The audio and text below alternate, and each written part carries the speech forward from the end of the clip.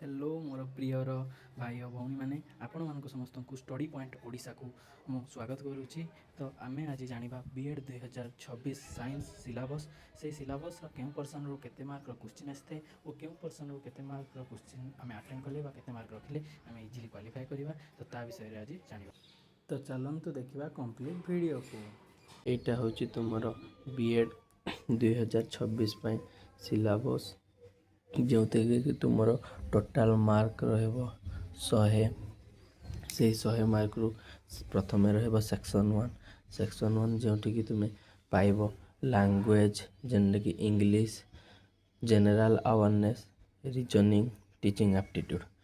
Language रु पाइबो 10 mark general awareness रु पाइबो 10 mark reasoning रु पाइबो 10 मार्क टीचिंग एप्टीट्यूड रु पाइबो 10 मार्क। तापर तुमर आसी जाउची सेक्शन 2 जोंथि तुमर फिजिकल साइंस रु आसीबो 20 मार्क बायोलॉजिकल साइंस रु आसीबो 20 मार्क मैथमेटिक्स रु आसीबो 20 मार्क। फुल मार्क होजी 60 जहाँ पाए कि 60 क्वेश्चन अच्छी और सेक्शन 1 पाए भी सही परी जहाँ मार्क होजी 40 क्वेश्चन मध्य ता पाए। तापर चलंतु आमे डिस्कशन करिवा सेक्शन 1 रो प्रत्येक टॉपिक बा सब्जेक्ट जो केउथिरु केते मार्क आसे और सेक्शन 2 रो प्रत्येक टॉपिक केउथिरु केते मार्क आसे। तो प्रथमे आमे देखिबा लैंग्वेज जोंटी कि इंग्लिश रो कॉम्प्रिहेंशन देखिबा तबे इंग्लिश रो कॉम्प्रिहेंशन जोंथिरु को आसे 5 मार्क जोंटा कि पैसेज आकार रे पड़ी थाए 5 मार्क पैसेज आकार रे पड़ी थाए। एटा थरे थरे भेरी करते 5 रु 6 मार्क मध्य होई थाए। देन वोकाबुलरी यूसेज कहिले जेपर कि ग्रामर आमर रहिला कोन रहिला ग्रामर आउ कोन रहबो जेपर कि आमर अदर आमर रहबो antonym synonym and opposite word same word like question. तो आमे जानिले comprehension and vocabulary and usage रु 10 मार्क आसीबो एथिरु पळे आसुची 5 mark. Then vocabulary and usage रु हमर पळे आसीबो 5 मार्क बुझी पारिले। तारपरे आसुची जनरल अवेयरनेस जोंतिरु कि एवरीडे साइंस रो अर्थ होउची जेपरि कि हमर नित्यदिनिया जीवन रे घटुथवा घटना जेपरि कि जलर फॉर्मूला H2O रेड प्लैनेट काहाकू कहा जाए एपरि क्वेश्चन। एथिरे साइंस मानक पय टिके हार्ड क्वेश्चन पकई थाए एते भी हार्ड न थाए बहुत सहज क्वेश्चन आराम से साइंस रो पिला माने करि परिबे। देन हमर आसी जाउची पॉलिटिकल सिस्टम एंड हैपनिंग्स एथिरु 1 रु 2 मार्क आसे प्रायतः 1 मार्क आसी थाए। एवरीडे साइंस रु भी सेमिति 1 रु 2 मार्क आसी थाए। तो देन पळे आसुची जनरल इनफॉरमेशन से एथिरु आसिले आसे नहले नाही मध्य एथिरु मध्य आमे धरि नेबा 1 रु 2 mark. Then educational committees and commission एटा होची एई टॉपिक रो सब मोस्ट इंपोर्टेंट टॉपिक जोंथिरु कि हमकु 2 रु 3 मार्क रो क्वेश्चन देखिबा को मिले पारे। देन हमर पळे अछि educational policies and initiative work for education. तो ए एजुकेशन पॉलिसी रे हमर विभिन्न प्रकार रो कमिटी आसीबो आ कमीशन आसीबो जे कि एजुकेशन पई किछि कार्य करिथिबे सेपरि education policies and initiatives agency working for education रु 3 रु 4 मार्क किंबा 4 रु 5 मार्क मध्य आसी पारे। तो यही education policies and initiative agency एपरि कि हमर एनसीईआरटी रहीगला एससीईआरटी रहीगला सीबीएसई रहीगला सेपरि विभिन्न प्रकार कमिटी एजुकेशन पई कोन कोन तांकर अवदान रही ता विषय रे उल्लेख करबा पई हमर विभिन्न एजुकेशनल रिफॉर्म्स माने आनिथिले ताहा आमे एई टॉपिक रे आमे देखिबा को पाइबा। तारपर आमर आसी जाउची लॉजिकल एंड एनालिटिकल रीजनिंग एथिरे alphabet series number series and other किछि रीजनिंग टाइप रो क्वेश्चन आसीबो जेउटा कि हमर 10 मार्क थाए। एथिरे मार्क आनिबा उठु इजी होइथे टीचिंग एप्टीट्यूड जो 10 मार्क क्वेश्चन आए से प्रथम अच्छे solving problem of educational context, then अच्छी managing classroom and learner and learning related issue, goals of education, roles of various agency and organization, managing of education issue related to teaching learning strategy। तो ये teaching aptitude पार्टा एत difficult न थाए जपरी reasoning रे easily mark score करी हुए सेहीपरि teaching aptitude रे मध्य easily mark score करी हुए। तो टीचिंग एप्टीट्यूड रे केवल आपनक मेंटल एबिलिटी उपरे मार्क निर्भर करे, आपण केते से क्वेश्चन को सठिक भाव में करि पारछन्ति ताहा उपरे निर्भर करिथाए। मैं आसी जाउची सेक्शन 2 ऊपर को, जेमति कि हमर अछि physical science 20 mark, bio science 20 mark, mathematics 20 mark. तो फिजिकल साइंस रे कोन आसुची? फिजिकल साइंस रे हमर आसुची atomic structure, atoms and molecules, then classifications of elements, chemical reaction and equation, motion laws of equation, concept of work, energy, pressure and their measurement।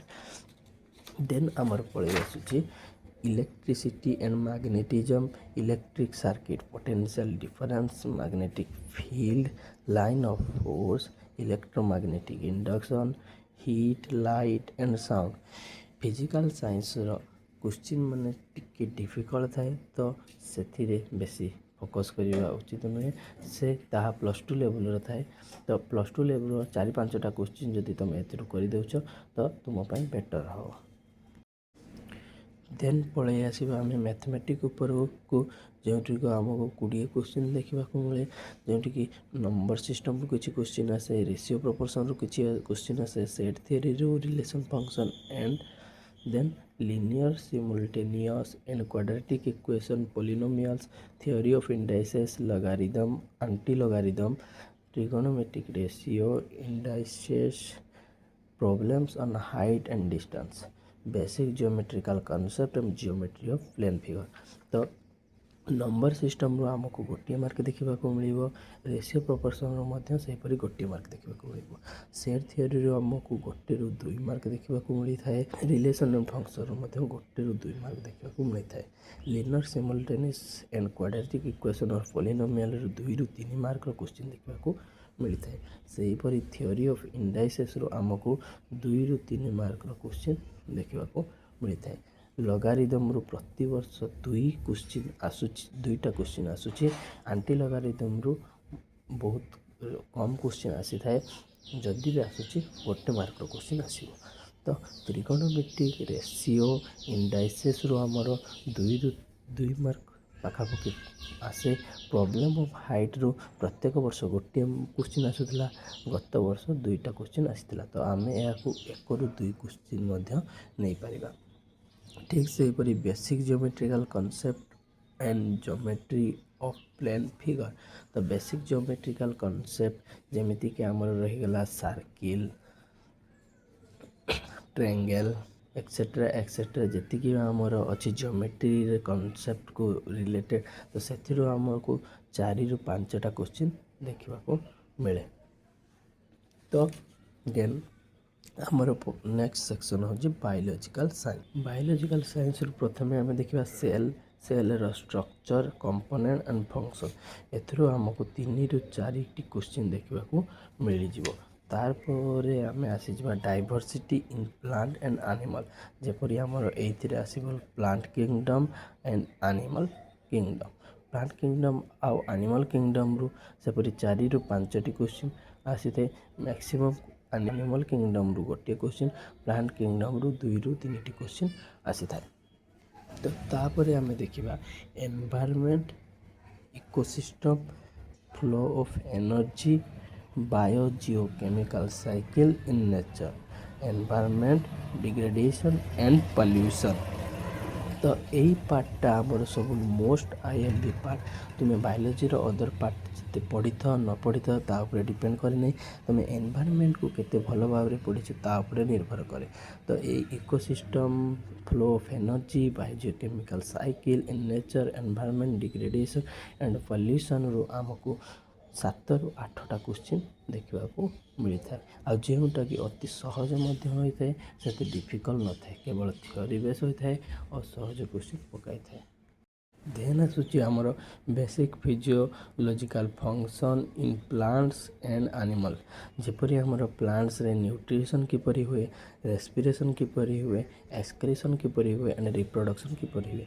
ତ ଏଥିରୁ ଆମର 2 mark probability ଅଛି, କାହିଁକିନା ପ୍ଲାଣ୍ଟ କିଙ୍ଗଡ଼ମ୍ ଓ animal କିଙ୍ଗଡ଼ମ୍ରୁ ମଧ୍ୟ ଆସିପାରେ 1ରୁ 2 ମାର୍କ। ରେସ୍ପିରେସନ୍ରେ ସେହିପରି 1ରୁ 2 ମାର୍କ, ପ୍ଲାଣ୍ଟର ରେସ୍ପିରେସନ୍ ଆଣ୍ଡ ଆନିମଲ୍ର ରେସ୍ପିରେସନ୍। ଏକ୍ସକ୍ରିସନ୍ରେ 1ରୁ 2 ମାର୍କର ଚାନ୍ସେସ୍ ଅଛି ଏବଂ ରିପ୍ରଡକ୍ସନ୍ରେ 1ରୁ 2 ମାର୍କର ଚାନ୍ସ ମଧ୍ୟ ଅଛି। ଯେପରିକି ଆମର ପ୍ଲାଣ୍ଟରେ ରେସ୍ପିରେସନ୍ ହେଉଛି ଓ ଆନିମଲ୍ରେ ମଧ୍ୟ ରେସ୍ପିରେସନ୍ ହେଉଛି। ତ ଆମେ ଜାଣିଲେ କେଉଁ ସବଜେକ୍ଟରୁ କେତେ ମାର୍କ ଆସିବ ଆଉ କେଉଁ କଣ୍ଟେଣ୍ଟରୁ 90 ମାର୍କ ଆସିବ। ତ ତାପରେ ଆମେ ଜାଣିବା କିପରି ଇଜିଲି ଆମେ B.Ed 2026କୁ କ୍ୱାଲିଫାଏ କରିପାରିବା। ତ ଚାଲନ୍ତୁ ପ୍ରତ୍ୟେକ ସେକ୍ସନରୁ କେତେ ମାର୍କ ଲେଖା ଆଣିଲେ ଆମେ B.Ed 2026କୁ ଟାର୍ଗେଟ୍ କରିପାରିବା। ତ ଦେଖନ୍ତୁ B.Ed 2026ରେ ଆମକୁ ସକ୍ସେସ୍ ହେବାକୁ ହେଲେ ଲାଙ୍ଗୁଏଜ୍ରେ ଆମର ପାସେଜ୍ରୁ 5 ମାର୍କର କ୍ୱେଶ୍ଚିନ୍ ଆସୁଛି, 5ରୁ 5 ରହିଯିବ, ନହେଲେ କିଛି ଷ୍ଟୁଡେଣ୍ଟଙ୍କର 4 ମଧ୍ୟ ରହିଯିବ। ଏବଂ ଭୋକାବୁଲାରୀ ପାର୍ଟରୁ ଆମର କମ୍ ସେ କମ୍ 2 ରହିଯିବ। ତ 2, 5 ଆମେ ମିଶେଇକି ଯଦି ଆମେ ଧରୁଛେ ତ 6 ମାର୍କ, ଆପ୍ରକ୍ସ 6 ମାର୍କ ବି ଆସିଯାଉଛି। ତ ଠିକ୍ ସେହିପରି ଜେନେରାଲ୍ ଆୱାରନେସ୍ରେ ବହୁତ ସହଜ କ୍ୱେଶ୍ଚିନ୍ ପଡ଼ିଥାଏ, ଥିଓରି ବେସ୍ଡ ପଡ଼ିଥାଏ। ତ ଜେନେରାଲ୍ ଆୱାରନେସ୍ରେ ଆପଣ ଧରି ନିଅନ୍ତୁ 7ରୁ 8 ମାର୍କ ଆରାମସେ ପାଇଯିବେ। ସପୋଜ୍ ଆମେ 7 ମାର୍କ ବି ଧରିନେଲେ, ତାପରେ ଆମର ଆସିଯାଉଛି ରିଜନିଂ ପାର୍ଟ। ରିଜନିଂ ପାର୍ଟରେ ପ୍ରତ୍ୟେକ ଛୁଆ 10 ମାର୍କ ଆଣିଥାନ୍ତି। ଆମର 10 ମାର୍କ, 9ରୁ 10 ମାର୍କ ଯଦି ଟାର୍ଗେଟ୍ ରହୁଛି, ତ ଆମେ ଯଦି 9 ମାର୍କ ବି ଆଣୁଛେ ତ ଆମର ଇଜିଲି ଭଲ ସ୍କୋରିଂ ହେଇଯାଉଛି। ତ ଠିକ୍ ସେହିପରି ଆମର ଟିଚିଂ ଆପ୍ଟିଟ୍ୟୁଡ଼ରେ ବି ବହୁତ ଭଲ ନମ୍ବର ଆସିଥାଏ। ଯେପରି 9ରୁ 10 ତ ଆମର କିମ୍ବା 8ରୁ 9 ଆସିଥାଏ, ତ ଆମେ ଏତାକୁ ବି 8 କିମ୍ବା 9 ଧରି ନେଉ। ଦେନ୍ ଆମର ଆସୁଛି ଫିଜିକାଲ୍ ସାଇନ୍ସ ବହୁତ ଟିକେ ହାର୍ଡ଼ କ୍ୱେଶ୍ଚିନ୍ ପକାଇଥାଏ। ତ ଏଥିରେ ଫୋକସ୍ କରିବା ମୂର୍ଖାମି ଛଡ଼ା ଆଉ କିଛି ନୁହଁ। ତ ଏଥିରେ ଟିକେ କମ୍ ମାର୍କ ଆସିଥାଏ ପିଲାମାନଙ୍କର, ସମସ୍ତଙ୍କର, ଇଭେନ୍ ମୋର ବି କମ୍ ମାର୍କ ଆସିଥିଲା। ତ ଏଥିରେ ଆମେ 5 ମାର୍କ ଧରି ନେବା, 5 ମାର୍କ ଯେଉଁଟାକି ବହୁତ ଇଜି 5 ମାର୍କ ପଳେଇ ଆସେ। ଦେନ୍ ମ୍ୟାଥମେଟିକ୍ସରେ ଆମେ ଧରିବା 15 ମାର୍କ। ଏପରି କ୍ୱାଲିଫାଏ କରିବା, ପ୍ରତ୍ୟେକ ଟପିକ୍କୁ ଯଦି ଆମେ ଭଲ ଭାବରେ ପଢ଼ିବା ତ 15 ମାର୍କ ଆମର ଇଜିଲି ରହିଯିବ। ତାପରେ ଆମର ରହୁଛି ବାୟୋଲୋଜିରେ ପିଲା ଆମର 17ରୁ 18 ମାର୍କ ଆଣନ୍ତି। ତ ଆମେ 17, 18 ଧରିକି 15 ମାର୍କ ବି ଧରିବା। ତ 15 ମାର୍କ ଯଦି ଆମେ ବାୟୋଲୋଜିରେ ଆଣି ପକାଉଛେ ତ ଆମର ଆରାମସେ ହେଇଯିବ। ମ୍ୟାଥମେଟିକ୍ସ ଆମେ 15 ନ ଧରି 12 ବି ଧରେ ଓ ବାୟୋଲୋଜିକୁ 14 ମାର୍କ ଧରେ। ଦେନ୍ ଫିଜିକ୍ସକୁ 5 ମାର୍କ ଧରିଲେ ଆମର ଇଜିଲି ସିଲେକ୍ସନ୍ ହେଇଯିବ। ଏସବୁ ମାର୍କକୁ ଯଦି ଆମେ ଆଡ଼୍ କରୁଛେ ତ ତାହେଲେ ଆସିଯାଉଛି 61। ତ ଆମକୁ B.Ed ସାଇନ୍ସରେ କ୍ୱାଲିଫାଏ କରିବାକୁ ହେଲେ 60+ ସ୍କୋର୍ ଦରକାର। କାହିଁକି ଗତ ବର୍ଷ ଆମର 51 ଏଭଭ୍ ସ୍କୋର୍ ଯାଇଥିଲା, ତ ଏଥର ତାହା 55+ ସ୍କୋର୍ ଯାଇପାରେ, କାରଣ କମ୍ପିଟିସନ୍ ଦିନକୁ ଦିନ ବଢ଼ୁଛି। ଆନ୍ଧ୍ରା B.Ed ଉପରେ ଲୋକଙ୍କ ବିଶ୍ୱାସ ତୁଟି ଯାଉଛି। ତ ସେଥିପାଇଁ ଏ ବର୍ଷ 55+ ସ୍କୋର୍ ରଖିଲେ ଯାଇକି ଆମକୁ ଗୋଟିଏ B.Ed ସିଟ୍ ମିଳିବାର ଚାନ୍ସେସ୍ ରହୁଛି। ତ ସେଥିପାଇଁ ଆମକୁ 60+କୁ ଟାର୍ଗେଟ୍ କରିବାକୁ ପଡ଼ିବ। ଯଦି ଆମେ 60+କୁ ଟାର୍ଗେଟ୍ କରୁଛେ ତ ଆମେ ଇଜିଲି 55+ ରଖିବା। ତ ଆମେ ଆଜି ଦେଖିଲେ କି B.Edର ସିଲାବସ୍ କ'ଣ ଅଛି, କେଉଁ ପର୍ସନ୍ରୁ କେତେ ମାର୍କର କ୍ୱେଶ୍ଚିନ୍ ଆସିଥାଏ ଓ କେଉଁ କଣ୍ଟେଣ୍ଟରୁ କେତେ ଅଧିକ ମାର୍କ ରଖିଲେ ଆମେ B.Edରେ ନିଶ୍ଚୟ କ୍ୱାଲିଫାଏ କରିପାରିବା, ଆମେ ଦେଖିଲେ। ତ thank you viewers and my aspirant to watch my video. ତ ଏଇ ଭିଡ଼ିଓରୁ ତୁମେମାନେ ଜାଣିପାରିଲ B.Ed 2026 ସାଇନ୍ସର କମ୍ପ୍ଲିଟ୍ ସିଲାବସ୍ ବିଷୟରେ। ଯଦି ଭିଡ଼ିଓଟି ତୁମମାନଙ୍କୁ ଭଲ ଲାଗିଥାଏ, ଲାଇକ୍, ସେୟାର, କମେଣ୍ଟ ଏବଂ ସବସ୍କ୍ରାଇବ୍ କରିବାକୁ ଜମାରୁ ଭୁଲିବେ ନାହିଁ।